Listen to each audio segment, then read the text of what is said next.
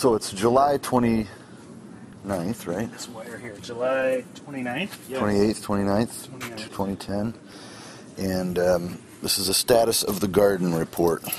I wanted to just these tomatoes on the end, the ones on this row right here. This row right here. What's the story behind those? Where are they from? These ones here came from the plant sale.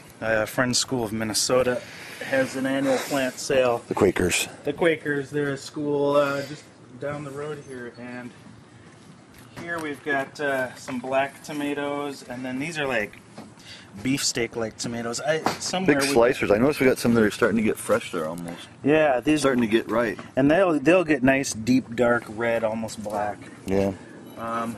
Hold on a second here. That is Papa's cup. Hey, Oscar, we're doing a garden tour out here. Garden tour. Okay, so these are from the Friends School. What about the next row here? They're slightly puny. The next.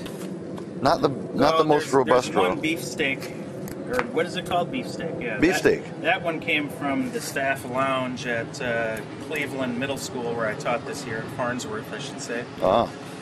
But the rest of all these bushy tomatoes, big truck going by. If you look at all the bushy tomatoes here, we got... There's 2 rows. There's like... 2.5 rows. Those all came from Grandma Johnson's salad. After Grandma and Grandpa were married for 56 years. So it's their 56th anniversary, right? Yes, actually, it was their 56th anniversary of being together, not of marriage. So she had had a salad at the Springhouse restaurant in Cedar Rapids, Iowa, right? It was, see, that's what I always told people. What is it? It's not the Springhouse. It's a steakhouse. Oh, now I York. forget the name of it. York Steakhouse. It's a steakhouse. No. They always went to York's and got the sirloin tips, as I recall.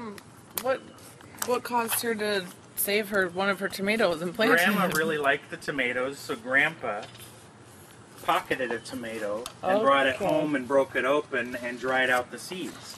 And they basically laid dormant for about 11 years. And They never planted one? They never planted it, and during that time, Grandma developed Alzheimer's and went through the whole thing. Oh. And she actually, so there they are.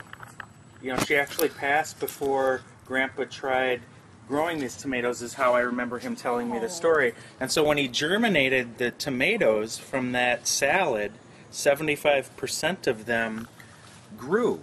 And so he shared some of those seeds with me, and I think he gave some to you too, Jonathan. And that's a sweet story. And here they all are, just growing like mad. And so we'll have to make sure we dry enough out to mail some to our cousins. Right. These are cherry siblings. tomatoes, right? Is that what they are? Yeah, there's some kind of cherry tomato, but they're really nice. Is there such a thing as a grape tomato?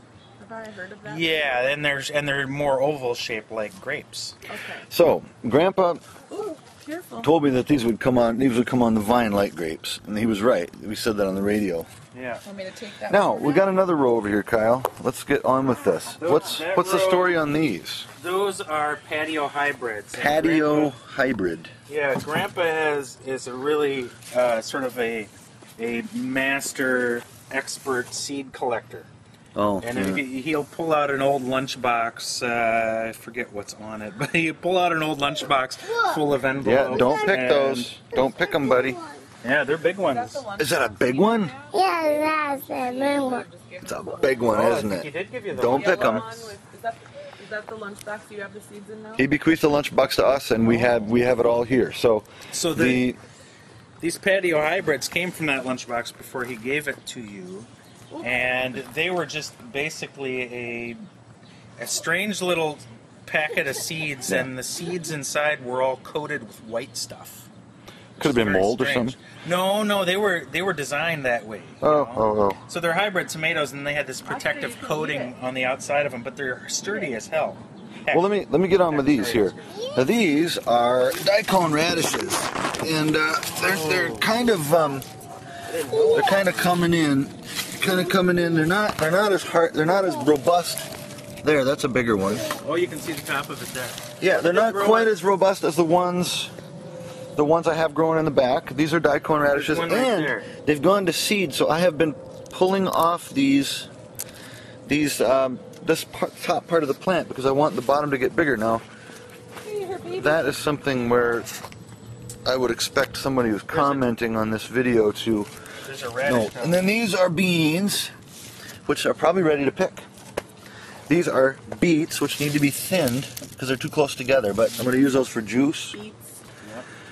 Beets, bears, Battlestar Galactica. Tell us about the flowers. Well,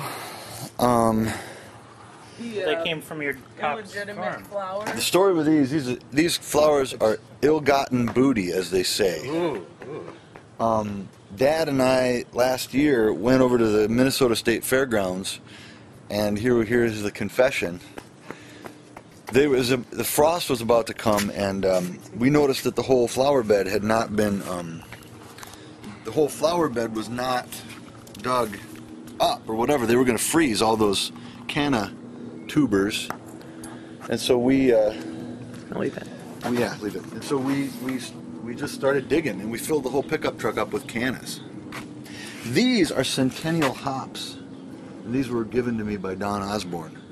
And you see, as you see, they're going all the way up to my radio antenna there. If you turn around, Kyle got these hops from the plant sale over at the Friends School. They're Thanks, friends. called Humerculus or something. Got some funny name, which basically is just the word for hops. And then these are more Osborne hops from the